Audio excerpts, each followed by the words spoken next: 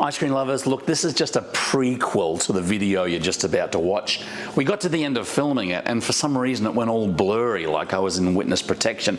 The audio was still good, so just hang on to the end, because there's a couple of great little comedy nuggets thrown in there. Might be a bit blurry, don't worry about it. Anyway, now that you're emotionally prepared for it, let's go with the video.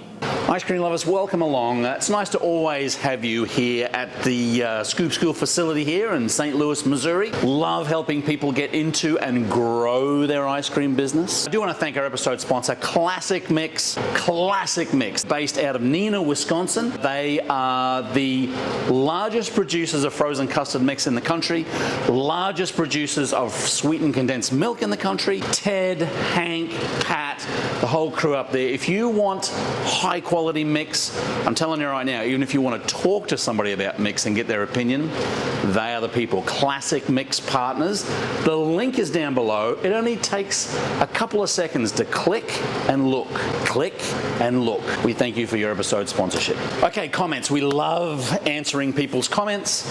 We've got one for you here. Where we're going to throw it. I like to keep Madeline's editing skills. Why don't we go over here? Oh, behind the back. She's amazing. Okay, it's from Rich SKL. What does the SKL stand for? Leave a comment down below, see what you think SKL stands for. Anyway, Rich says, if I haven't used my small compressor ice cream machine for a couple of years, can coolant run low? What a great question. There's someone that's thinking about the process of, hey, I want to get back into ice cream making. I want to dust off the old countertop ice cream, home ice cream maker that has a compressor in it. Can refrigerant run low? And the answer is, absolutely it can. You know, when I talk to people about equipment, I often kind of use the car analogy because they are very, very similar. When you have anything under pressure, so that if you're using one of these larger ice cream machines here, or a countertop that's got its own compressor with its own refrigerant, that refrigerant is under pressure, it's pumped in there, vacuum sealed, and then it has the propensity, I don't even know what that word means. I don't even know if it really is a word.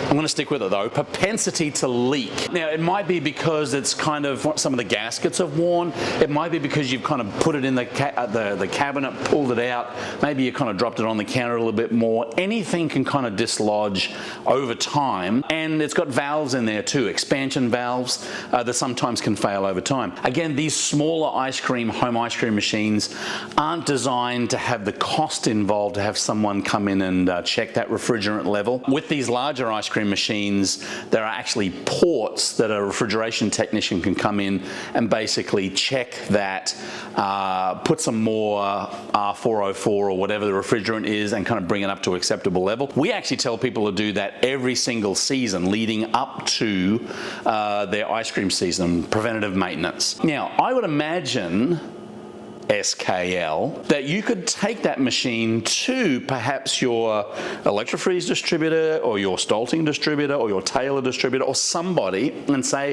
hey, is it possible to check this? You'll more than likely have some sort of port on that refrigeration system that they can put a valve on and just check the level and maybe increase it if they have the right kind of gas. A, yes, it definitely can go low. B, those machines aren't designed to be 20, 30-year machines, so it may be difficult to charge them up, but definitely worth a phone call to your local refrigeration technician or your local equipment provider. Love the questions. Keep them coming. That's what we love. We scour our comments for ways that we can put another video on and help our viewers. So if you have a question, comment or concern, leave it down below. We'll try and get to it as soon as we can. While you're down below, click on the Classic Mix folks. Say hello to Hank, Ted, Pat. Hey Hank. Hey Ted. Hey Pat. And you tell them that I said hello when you're talking to them. And by the way, you can also tell them to keep on scooping.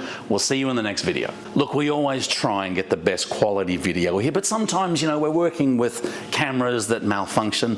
I appreciate your patience on that one. And for your patience and hanging through to the end of the video, I'm going to give you another keep on scooping. See you in the next video.